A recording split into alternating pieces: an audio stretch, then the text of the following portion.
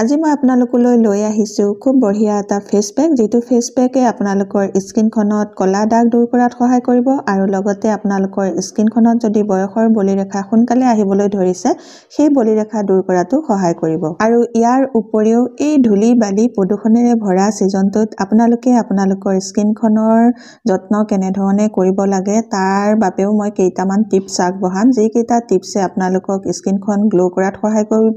উজ্জ্বলতা আনাত সহায় কৰিব ভাল কৰি ৰখাত সহায় কৰিব হাই ফ্ৰেন্ডছ আপোনালোক সকলোকে মোৰ অসমীয়া হাউসৱাইফ চেনেলৰ নতুন এটা ভিডিঅলৈ স্বাগতম জনালো আশা ৰাখিছো আপোনালোক সকলো ভালে আছে আজি মই আপোনালোকলৈ লৈ আহিছো খুব বঢ়িয়া এটা ভিডিঅ যেটো ভিডিঅত মই আপোনালোকক দেখুৱাম বা কম যে এই সিজন চেঞ্জিংৰ সময়ত আমি আমাৰ ছালখনৰ কেনে ধৰণে যত্ন ল'ব লাগে তাৰ কেইটামান আপোনালোকক নিয়ম কম সিজনটো চেঞ্জ হ'বলৈ ধৰিছে আৰু লগতে আমাৰ স্কিনখনৰো পৰিৱৰ্তন হোৱা দেখিবলৈ পোৱা গৈছে ঠাণ্ডা দিনত আমি যিবোৰ বস্তু স্কিনত লগাই স্কিনখন কেয়াৰ কৰো গৰম দিনত সেইখিনি বস্তু আমি স্কিনত লগাই কেয়াৰ কৰিব নোৱাৰো সেই কাৰণে ঠাণ্ডা যোৱাৰ লগে লগে স্কিন কেয়াৰ ৰুটিনটো চেঞ্জ কৰিবৰ হয় বৰ্তমান যেটো সিজন চলি আছে এই সিজনটোত খুব ধূলি বতাহ প্ৰদূষণ আৰু লগতে সুকা ৰ'দৰ কাৰণে আমাৰ স্কিনখনত খুব বেয়া প্ৰভাৱ পেলায় এই সিজনটোত যদি আমি আমাৰ স্কিনখন সঠিকভাৱে কেয়াৰ নলওঁ তেতিয়া হলে আমাৰ স্কিনখনত বহুতো সমস্যা আহিব পাৰে সেই কাৰণে মই আজি আপোনালোকলৈ লৈ আহিছো 5টা টিপছ যি কেইটা টিপছ আপোনালোকে কৰিলে আপোনালোকৰ স্কিনখন ধুনীয়া হৈ থাকিব এই সিজনটোত আপোনালোকৰ স্কিনখনত সানবাৰ্ন নহব আপোনালোকৰ স্কিনখন গ্লো হৈ থাকিব আৰু এই চলি থকা সিজনটোত আপোনালোকৰ স্কিনখনত কোনো প্ৰবলেম নাহিব এতিয়া মই আপোনালোকক এই টিপছ কেইটা কম এই টিপছ কেইটা কোৱাৰ আগতে আপোনালোকলৈ এটা ৰিকুৱেষ্ট আছিল আপোনালোকে যদি মোৰ অসমীয়া হাউসৱাইফ চেনেলটোলৈ নতুনকৈ আহিছে বা নতুনকৈ চাবলৈ আৰম্ভ কৰিছে আগতে সাবস্ক্ৰাইব কৰি থোৱা নাই তেতিয়া হলে সোনকালে আহক আৰু মোৰ অসমীয়া হাউসৱাইফ চেনেলটো সাবস্ক্ৰাইব কৰি লওক সাবস্ক্ৰাইব কৰিবলৈ হলে আপোনালোকৰ মোবাইলৰ স্ক্ৰিনখনৰ তলতে সাবস্ক্ৰাইব বটনটো থাকিব হেতু টিপি দিব ওচৰতে এটা বেল ওলাব বেলটো টিপি দিব তেতিয়া মোৰ আহিবলগীয়া সকলোবোৰ ভিডিও নটিফিকেশন আপোনালোকলৈ যাব আৰু আপোনালোকে বঢ়িয়াকৈ ভিডিওসমূহ চাই থাকিবলৈ পাব এতিয়া মই আপোনালোকক প্ৰথমটো টিপছ কৈছো প্ৰথমে মই আপোনালোকক কম যে আমি আমাৰ স্কিনখন স্ক্ৰাব কৰিব লাগে এই সিজনটোত বতাহ ধূলি প্ৰদূষণ এইবোৰৰ কাৰণে আমাৰ স্কিনখনত ডেড স্কিন সেল জমা হৈ যায় বা শুকান বা মৃত ছাল জমা হৈ এটা তৰপ হৈ যায় সেই তৰপটো যদি আমি স্কিনৰ পৰা আতৰাই নেপেলাও তেতিয়া হলে আমাৰ স্কিনখন ড্যামেজ হ'ব সেই কাৰণে সপ্তাহত এবাৰ বা দুবাৰকৈ আমি আমাৰ স্কিনখনত স্ক্ৰাব কৰিব লাগে স্ক্ৰাব কৰিলে আমাৰ স্কিনৰ পৰা ডেড সেল বা শুকান মৃত ছালবোৰ দূৰ হ'ব আৰু আমাৰ স্কিনখনৰ পোৰ্ছবোৰ সাফা হ'ব পোৰ্ছবোৰ সাফা হলে বা মৃত ছাল বা শুকান ছালবোৰ যদি আতৰি যায় তেতিয়া হলে আমাৰ স্কিনখনত গ্লো আহিব আমাৰ স্কিনখনৰ উজ্জ্বলতা বাঢ়িব স্ক্ৰাব কৰিবলৈ হলে আপোনালোকে ঘৰতে স্ক্ৰাব তৈয়াৰ কৰি ব্যৱহাৰ কৰিব পাৰে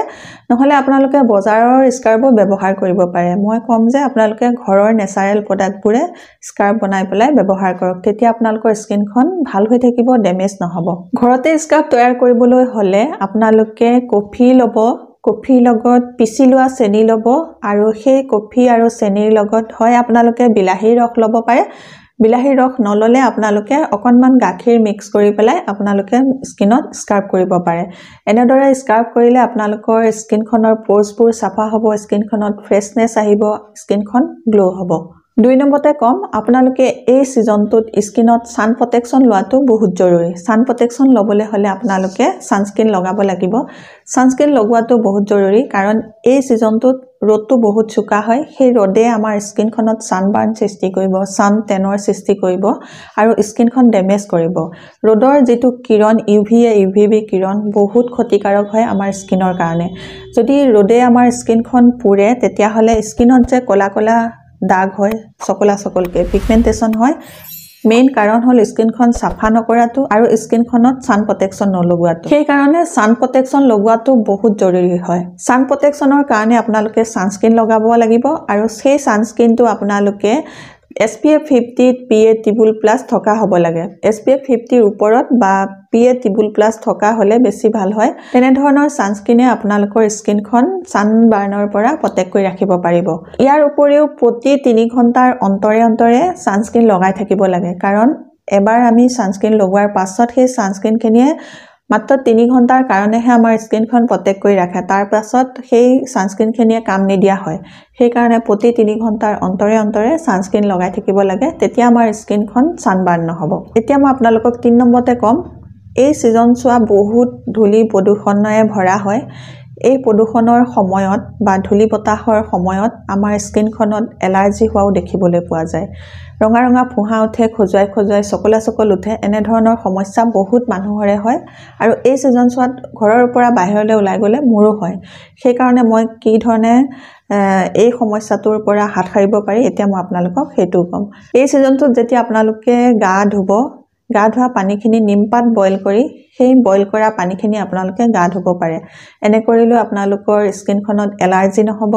এলাৰ্জিৰ পৰা আপোনালোকৰ স্কিনখন বাচি থাকিব ইয়াৰ উপৰিও আপোনালোকে গা ধোৱা পানীখিনিত এক বাল্টিং পানীত আৰু এফাল নেমুৰ ৰস মিহলাই পেলাই সেই পানীৰ সৈতে যদি আপোনালোকে গা ধুৱে তেতিয়া হলেও স্কিনত হোৱা এলাৰ্জিৰ পৰা হাত সাৰিব পাৰিব এতিয়া মই আপোনালোকক 4 নম্বৰতে কম এই সিজনছোৱাত আমাৰ স্কিনখন হাইড্ৰেট কৰি ৰাখিব লাগে হাইড্ৰেট কৰি ৰখাটো বহুত জৰুৰী আমি এই সিজনছোৱাত প্ৰতিদিনে 10 পৰা 12 গ্লাস পানী খাব লাগে পানী খাই থাকিলে আমাৰ স্কিনখন সতেজ হৈ থাকিব ইয়াৰ উপৰিও এই সিজনছোৱাত আমাৰ স্কিনখন টনিং কৰি থাকিব লাগে টনিং কৰিবলৈ হলে আপোনালোকৰ ঘৰত যদি টোনাৰ আছে তেতিয়া হলে টোনাৰ লগাব পাৰে যদি আপোনালোকৰ ঘৰত টোনাৰ নাই তেতিয়া হলে আপোনালোকে গোলাপ জল মুখত লগাব পাৰে আৰু গোলাপ জল যদিও নাই তেতিয়া হলে আপোনালোকৰ ঘৰত যদি মৌ আছে বা দৈ আছে মৌ আৰু দৈ মিক্স কৰি আপোনালোকে মুখত লগাব পাৰে এনেদৰে কৰিলে স্কিনখন ভালে থাকিব 5 নম্বৰতে কম সঠিক খাদ্য খাব লাগিব এই সিজনছোৱাত স্কিনখন ভাল কৰি ৰাখিবলৈ স্কিনখনৰ গ্লো আনিবলৈ স্কিনখনৰ উজ্জ্বলতা আনিবলৈ সঠিক খাদ্য খোৱাটো বহুত প্ৰয়োজন তাৰ কাৰণে আপোনালোকে সিজনাল যিবোৰ ফ্ৰুট সেইবোৰ খাব সিজনাল যিবোৰ ভেজিটেবল সেইবোৰ খাব প্ৰটিনযুক্ত ফাইবাৰযুক্ত খাদ্য খাব লাগে ইয়াৰ পাছত মই আপোনালোকক কম এই সিজনটোত স্কিনখন ভাল কৰি ৰাখিবলৈ হলে গ্লোইং কৰি ৰাখিবলৈ হলে স্কিনত লগোৱাৰ উপৰিও আমি আমাৰ খাদ্যখিনিও চকু দিব লগা হয় তাৰ কাৰণে আমি ভিটামিন সি যুক্ত খাদ্য খাব লাগে এই সিজনটোত আমি ভিটামিন সি যুক্ত খাদ্য খোৱাটো বহুত প্ৰয়োজন হয় কাৰণ ভিটামিন সি টো আমাৰ স্কিনৰ কাৰণে বহুত ভাল হয় আমাৰ স্কিনত থকা কলা দাগ পিগমেন্টেশন আৰু লগতে বয়সৰ চাপ দূৰ কৰিবলৈ ভিটামিন সি এ বহুত সহায় কৰে এই ভিটামিন সি এ আমাৰ বডিৰ কোলাজেন হৰমনটো বঢ়াব যাৰ ফলত আমাৰ স্কিনখনত সোনকালে বয়সৰ চাপ নপৰিব যদি স্কিনত কলা দাগ আছে সেই কলা দাগ দূৰ হ'ব সেই কাৰণে এই সিজনছোৱাত আমি নেমু ৰস কমলা ৰস এইবোৰ খাব লাগে আৰু লগতে ভিটামিন সি যুক্ত যিবোৰ আহাৰ সেইবোৰ খাব লাগে এতিয়া মই আপোনালোকক একেবাৰে শেষত ভিটামিন সি যুক্ত এটা খুব ভাল ৰেমেডি মুখত লগাই দেখুৱাম যেটো আপোনালোকে সপ্তাহত দুবাৰকৈ স্কিনত লগাব পাৰিব এতিয়া মই ললো এটা খালি বাটি আৰু এই বাটিটোতে এতিয়া মই লম এটো এলোভেৰা জেল এয়া এলোভেৰা জেল ললো মই আধা চামুচ আৰু এলোভেৰা জেলৰ লগত এতিয়া মই মিক্স কৰিম কমলাৰ বাকলিৰ গুড়াটোত প্ৰচুৰ পৰিমাণে ভিটামিন সি থাকে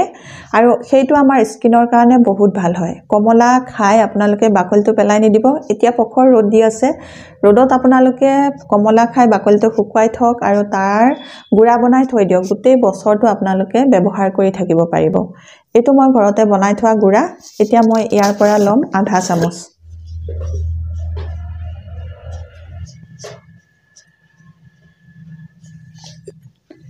এয়া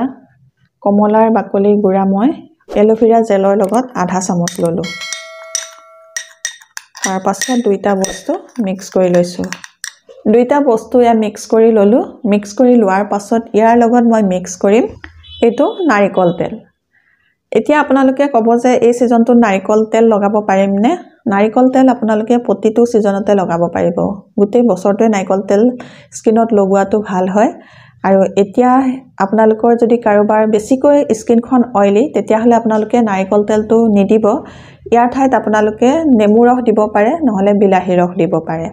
আৰু যি সকলৰ খুব ড্ৰাই স্কিন আপোনালোকে নাৰিকল তেল দিব পাৰে এতিয়া মই নাৰিকল তেলটো দিম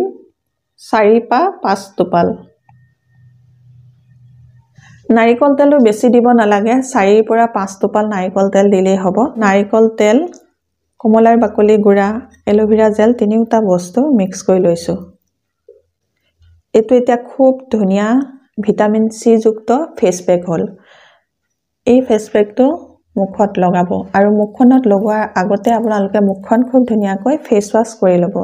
ফেস ওয়াশ কৰি লোৱাৰ পাছত আপোনালোকে এই ফেস প্যাকটো লগাব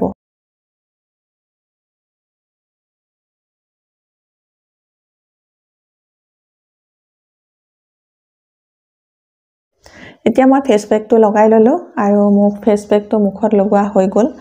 এতিয়া মই এখিনি 20 মিনিট ৰাখিম 20 মিনিটৰ পাছত মই মুখখন অকমান তিয়াই পেলাই মাসাজ কৰি এই বস্তুখিনি অতৰাম তাৰ পাছত মুখখন ঠাণ্ডা পানীৰে ধুই দিম আপোনালোকেও সেইদৰে কৰিব আজিৰ ভিডিওটো কেনেকুৱা পালে বাৰু যদি আপোনালোকে এই ভিডিওটো চাই ভাল পাইছে তেতিয়া হলে সোনকালে মোৰ অসমীয়া হাউচৱাইফ চেনেলটো সাবস্ক্ৰাইব কৰি ল'ব আৰু আপোনালোকৰ ফ্ৰেণ্ডৰ লগতে মোৰ এই ভিডিওটো শ্বেয়াৰ কৰিব নতুন এটা ভিডিও লৈ নতুন এটা টিপছ লৈ আপোনালোকৰ মাজলৈ আকৌ আহি আছো তেতিয়ালৈকে নমস্কাৰ আজিলৈ